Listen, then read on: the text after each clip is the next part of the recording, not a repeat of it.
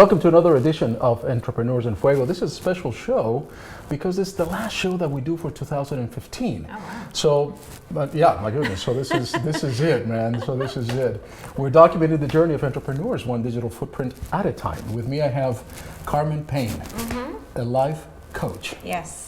How you doing, Carmen? I'm very well, thank you. You look a little nervous, man. Relax. This is when you're supposed to be having fun, Sorry, man. I'm on the spot right now. No, you're not. Look, tell us a little bit about what you do. I am a life coach. My business is SOAR Transformational Life Coaching. I've been in practice for about 2 years now. All right. But I've been in the corporate world for 20 plus years. Oh my goodness. So what did you do in the corporate world?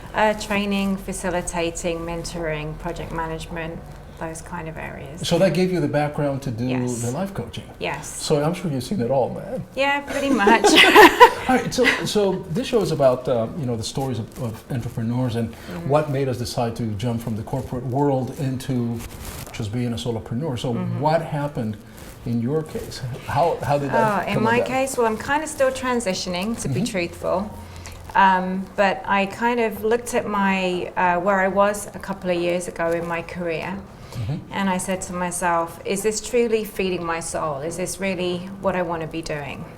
Because I was doing project management 100% of the time. And I incorporate as much as I can my coaching skills and my training skills into that role.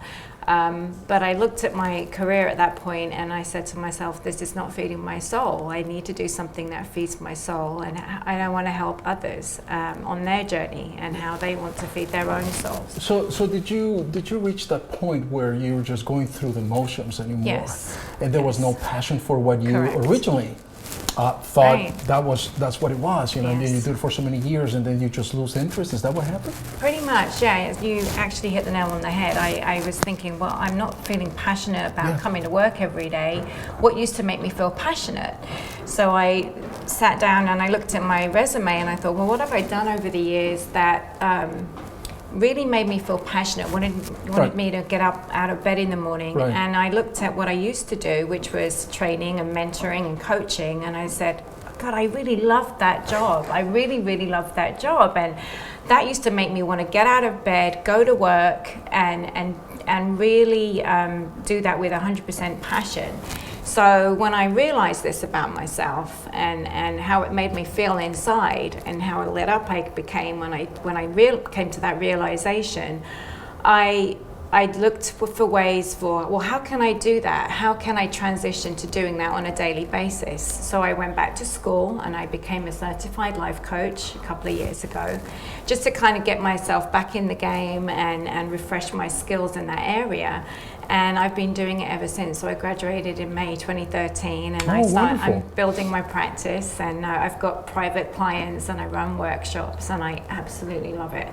I love it. And it shows. I mean, it really shows. I mean, your face lights up when you start talking about corporate. You're like, it's a corporate world, this and that. And then when you're talking about your transition and what you did, there's another Carmen that shows up, which is terrific. So the move from the corporate world, scary.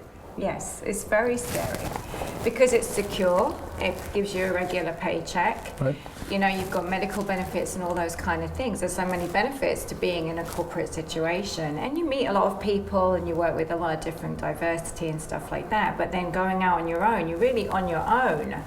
Your IT, your marketing, your sales, your accountant, your brand. You become your brand, and how you project that out there in the world is really important. Did you have because we talked to a lot of entrepreneurs that have made that jump from corporate world to into being solopreneurs.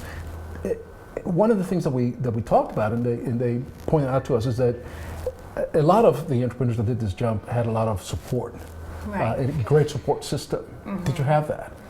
Well, I would say that my partner in life, my partner Joshua, is a great support system. He is 100% behind what I want to do.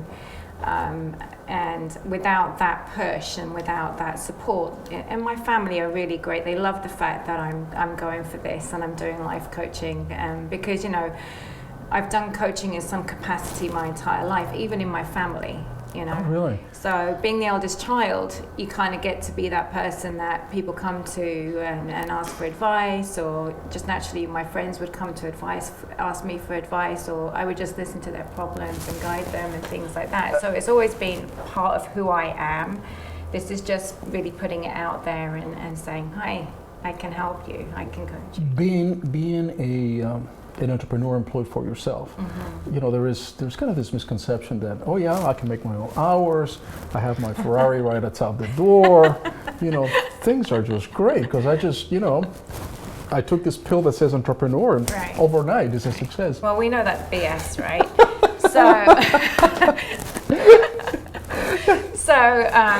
You know, it isn't like that, or for some people I'm sure it is, you know, if they get sponsors and backing. Probably one in a million? Yeah, and so, but for me, you know, I still have to keep my paycheck coming in from my corporate world and be able to do this in addition to that, so that I can still keep a roof over my head and build my practice and things like that. So it's really not, I do not have a Ferrari outside and things like that. But, you know, my life is rich in so many other ways because this really does feed my soul. This is my passion and I love to do this as much as I can. And that's what's cool about interviewing entrepreneurs such as yourself, because, you know, each one of us defines success in a much different passion, or in a much different fashion, I'm sure. And I suppose it has to be kind of the same thing when you talk to the people that you coach, right? Because how do they define success? And you're saying, well, how do you define success, right? So it's got to be an incredible challenge. Yes. Yeah, it is an incredible challenge, but it's a challenge that I look forward to.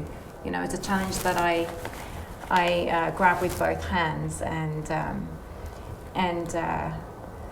really love working with people to help them define what is success to them, because it's not always money.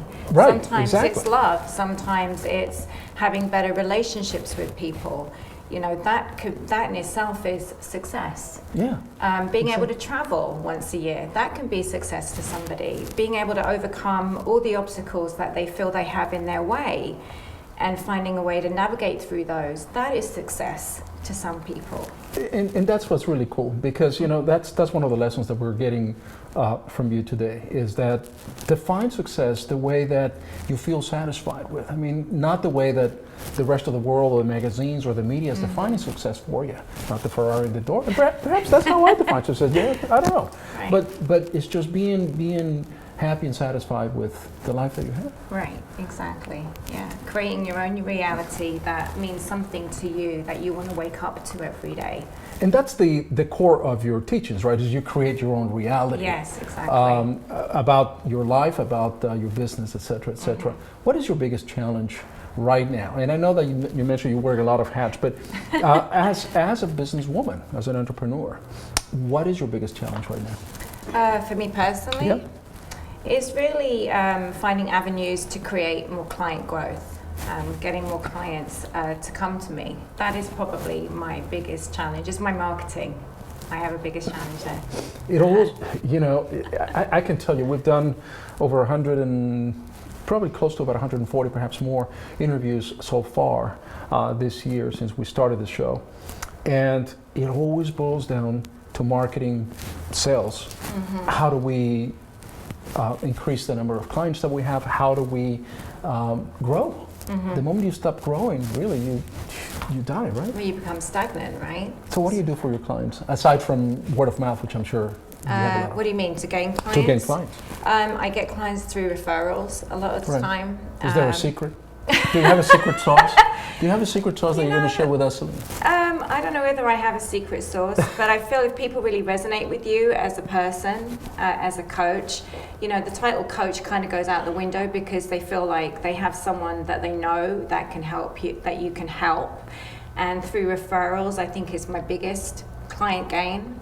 And also in my network of people through my project management field, actually, I get clients through that field. And they were a client base that I didn't even consider coaching. I'm like, why would I want to coach clients, you know, in that field when I do project management every day, and I wanted to get away from that. Right. You know, but what the saying goes, what you resist persists, right? So, you know, I was getting clients through my project management field, and then you know, the universe said to me, Carmen, open your eyes. Why are you shutting down these people when they need coaching just as much as anybody else, you know? So I've done workshops, career workshops actually, with project managers and engineers and people in these different fields that I work with every day.